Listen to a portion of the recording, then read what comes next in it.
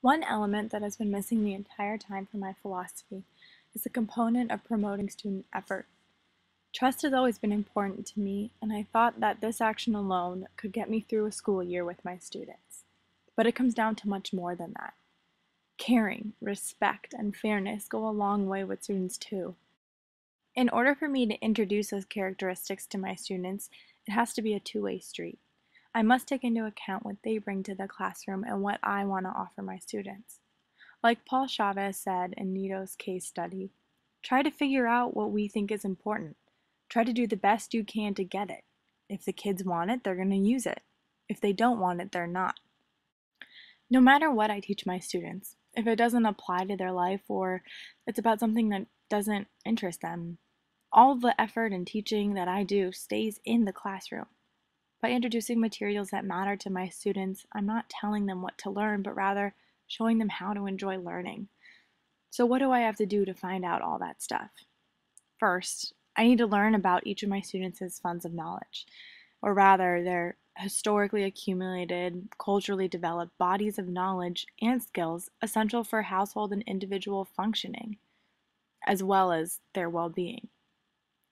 In order to do this, I need to know about them as people, as individuals, each of their lives, their cultures, their passions, and their dreams.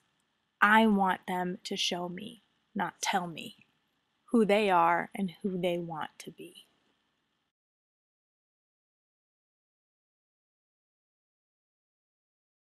I want to teach to enable, enliven, and encourage.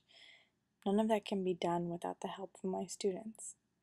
And without the background or knowledge of who my students are as people, these things can't be achieved. But I can't rely on them to tell me. I have to find out.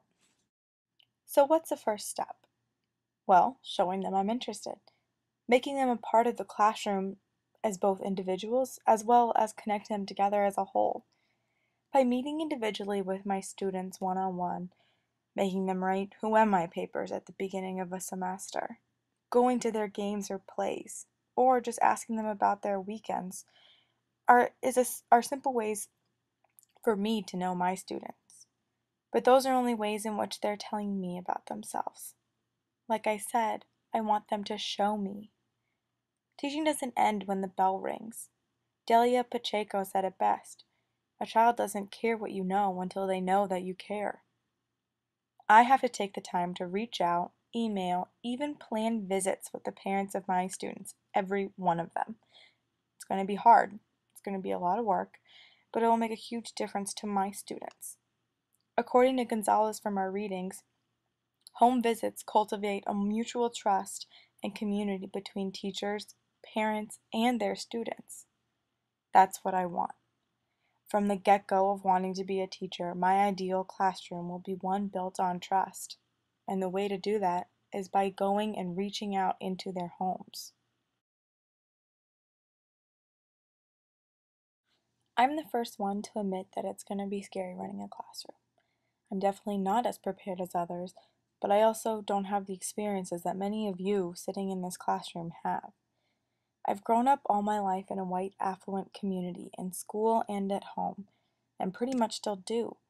So the possibility of walking into a classroom with many different cultures and backgrounds will be challenging. The first thing I have to do, though, in that scenario is throw out all my prejudgments and work with my students as human beings.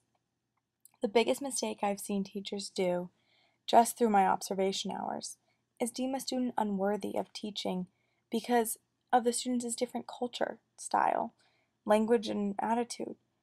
Everyone starts at level 1 in my class, no matter what the other teachers tell me of their capabilities or the experience that they've had in their classrooms with those students.